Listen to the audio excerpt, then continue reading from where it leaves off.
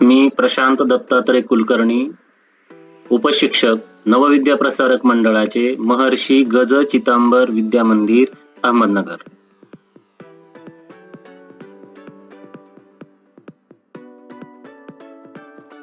विद्यार्थी मित्रांनो, आज आपण परिमेय व अपरिमेय संख्या यामधील पुढील उपघटक अभ्यासणार आहोत.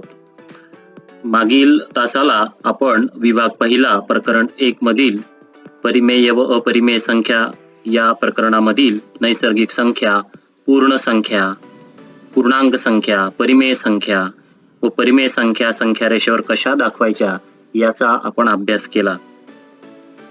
आज आपण याच प्रकरणातील नवीन उपघटक अभ्यासणार आहोत. परिमेय संख्यांमधील क्रमसंबंध किंवा त्यामधील लहान मोठेपणा कसा दाखवायचा तो आपण अभ्यासणार आहोत. तर चला आजच्या तासाला आपण पाहूया.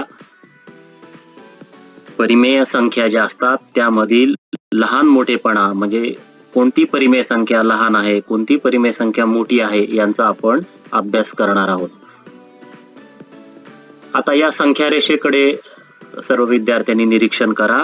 या संख्या रेषेवरती आपल्याला मध्यभागी 0 ही पूर्णांक संख्या दिसते आहे आणि त्याच्या उजव्या बाजूला सर्व धन पूर्णांक संख्या दिसत आहेत आणि शून्याच्या डाव्या बाजूला सर्व ऋण पूर्णांक संख्या आपल्याला दिसत आहेत. आता या संख्या रेषेवर ज्या संख्या उजव्या बाजूला असतात तर त्या संख्या मोठ्या असतात आणि संख्या रेषेवर ज्या संख्या डाव्या बाजूला असतात तर त्या संख्या लहान असतात. आपण एक उदाहरण पाहूया. आपण या दोन संख्या घेऊ, ऋण 6 आणि ऋण 5. ऋण 6 आणि ऋण 5 या संख्येमध्ये ऋण 6 ही संख्या रेषेवरती डाव्या बाजूला आहे आणि ऋण 5 ही संख्या उजव्या बाजूला आहे आणि त्यामुळं जी संख्या उजव्या बाजूला असते ती मोठी असते आणि म्हणून या ठिकाणी ऋण 6 ही संख्या ऋण 5 पेक्षा लहान आहे. आपण आणखी एक उदाहरण पाहू. ऋण 4 आणि ऋण 1 या दोन पूर्णांक संख्यांचा विचार करू. ऋण 4 ही संख्या डाव्या बाजूला आहे तर ऋण 1 ही संख्या उजव्या बाजूला आहे आणि त्यामुळे ऋण 1 ही संख्या ऋण 1 पेक्षा लहान आहे. आणखी एक उदाहरण आपण पाहू. ऋण 3 आणि 2 या संख्यांमध्ये ऋण 3 ही संख्या डाव्या बाजूला आहे तर 2 ही संख्या उजव्या बाजूला आहे आणि म्हणून ऋण 3 ही संख्या ऋण 2 या संख्येपेक्षा लहान आहे. आपण आणखी एक उदाहरण पाहू. ऋण 3 आणि 0 यामध्ये ऋण 3 ही संख्या डाव्या बाजूला आहे तर 0 ही संख्या रेषेवर उजव्या बाजूला आहे त्यामुळे ऋण 3 ही संख्या आपोआपच 0पेक्षा लहान असणार आहे. आणखी एक उदाहरण आपण पाहूया. 0 आणि 5 या संख्येमध्ये संख्या रेषेवरती 0 ही संख्या डाव्या बाजूला आहे तर 5 ही संख्या उजव्या बाजूला आहे आणि त्यामुळं 0 ही संख्या 5 या पूर्णांक संख्येपेक्षा लहान आहे. आता 0 आणि 7 या संख्येमध्ये सुद्धा 0 ही संख्या रेषेवर डाव्या बाजूला आहे तर 7 ही संख्या रेषेवर उजव्या बाजूला आहे आणि म्हणून 0 ही संख्या 7 पेक्षा निश्चितपणे लहान आहे. आणखी काही उदाहरणे आपण पाहूया. 2 आणि 5 या संख्येमध्ये 2 ही संख्या रेषेवर डाव्या बाजूला आहे तर 5 ही संख्या रेषेवरती उजव्या बाजूला आहे आणि त्यामुळं 2 ही संख्या 5 पेक्षा लहान आहे. 1 आणि 6 या संख्येमध्ये 1 ही संख्या डाव्या बाजूला आहे तर 6 ही संख्या उजव्या बाजूला आहे त्यामुळे 1 ही संख्या 6 पेक्षा लहान आहे. 6 आणि 7 या संख्येमध्ये 6 ही संख्या रेषेवर डाव्या बाजूला आहे तर 7 ही संख्या उजव्या बाजूला आहे आणि म्हणून 6 ही संख्या रेषेनुसार 7 पेक्षा लहान आहे. याच्यावरून आपल्या लक्षात येतं की संख्या रेषेवर ज्या संख्या डाव्या बाजूला आहेत त्या संख्या उजव्या बाजूपेक्षा नेहमी लहान असतात आणि उजव्या बाजूचे संख्या या डाव्या बाजूपेक्षा निश्चितपणे मोठ्या असतात. आता आपण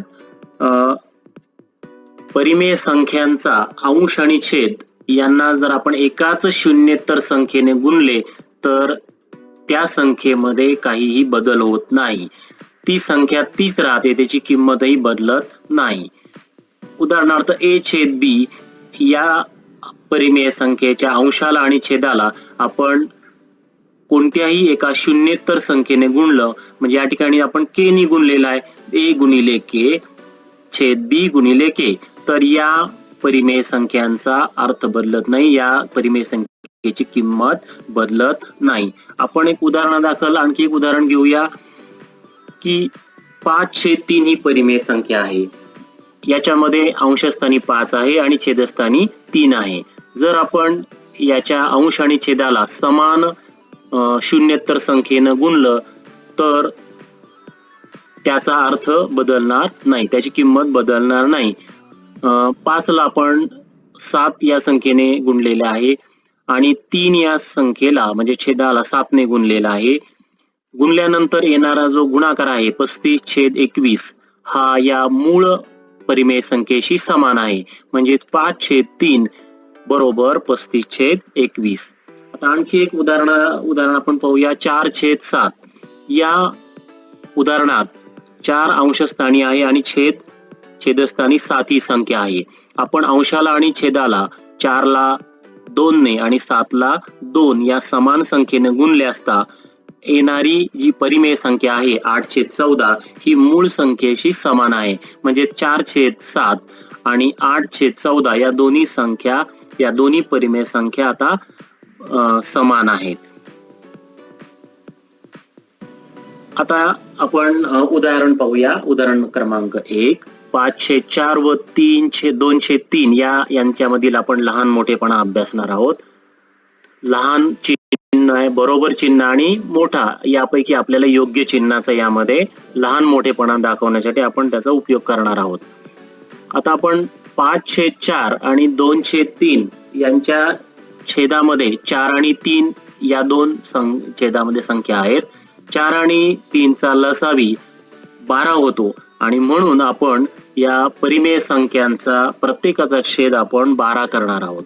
तो 12 छेद करण्यासाठी आपण 5/4 या परिमेय संख्येला 3 या शून्येतर संख्येनं गुणणार आहोत. 5 ला 3 नी गुणा, 4 ला 3 नी गुणाकार ती परिमेय संख्या अशी होणार आहे 15 5 त्रिक 15, 4 गुणिले 3 म्हणजे 12, 15/12.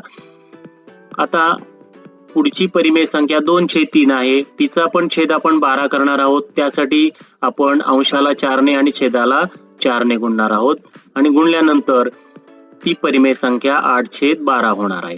म्हणजे 5/4 गुणल्यानंतर 15/12 झाली आहे आणि 2/3 ला गुणल्यानंतर 8/12 अशी झालेली आहे. आता आपण छेद समान झाल्यामुळं त्यांच्यामध्ये निश्चितपणे तुलना करू शकतो. 15/12 आणि 8/12 याचा छेद समान झालेला आहे.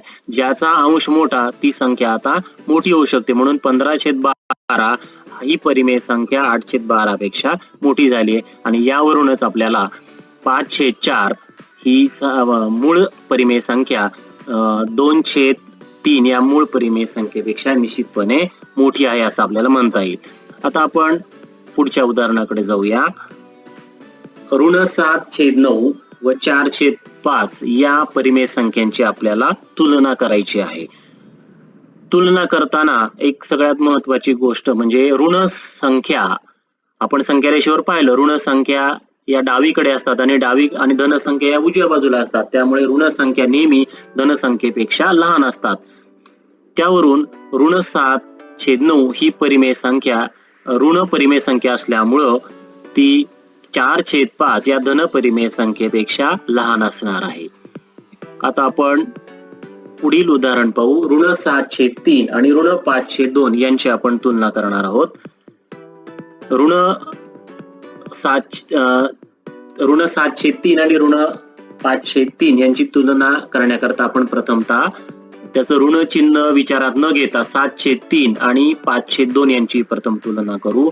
यामध्ये 3 आणि 2 यांचा लसावी हा 6 होतोय आणि त्यामुळे आपण या दोन्ही परिमेय संख्यांचा छेद आता आपण 6 करणार आहोत. सर्वप्रथम 7/3 याला आपण याच्या अंश आणि छेदाला 2 या समान संख्येनं गुणणार आहोत. गुणल्यानंतर 7 गुणिले 2 म्हणजे 14 आणि 3 गुणिले 2 म्हणजे 6. 7/3 बरोबर 14/6. आता आपण दुसरी परिमेय संख्या 5/2 याचा पण छेद आपण 6 करणार आहोत. त्यासाठी आपण अंशाला आणि छेदाला 3 या संख्येनं गुणणार आहोत. 5 गुणिले 3 छेद 2 गुणिले 3 याप्रमाणे ती परिमेय संख्या होईल 15/6. आता आपल्याला या दोघांचा छेद समान झालेला आहे. यांच्यामध्ये आपल्याला तुलना करता येईल. 14/6 आणि 15/6 यामध्ये ज्यांचा अंश मोठा आहे तर तीच परिमेय संख्या मोठी असणार आहे. त्यामुळं 14/6 याचा अंश 14 लहान आहे आणि 15/6 चा अंश मोठा आहे. त्यामुळे 14/6 ही संख्या 15/6 पेक्षा लहान आहे. आता आपण यावरून आपल्याला असं लक्षात येईल की 7/3 ही परिमेय संख्या या 5/2 पेक्षा लहान आहे. आणि यावरून आपल्याला निष्कर्ष काढता येईल की आपल्या ज्या दिलेल्या परिमेय संख्या आहेत तर यामध्ये त्याला ऋण चिन्ह लागलेलं आहे आणि त्यामुळं आपोआपच या चिन्हामध्ये सुद्धा बदल होणार आहे. ऋण 7/3 ही परिमेय संख्या आता ऋण 5/2 पेक्षा मोठी असणार आहे.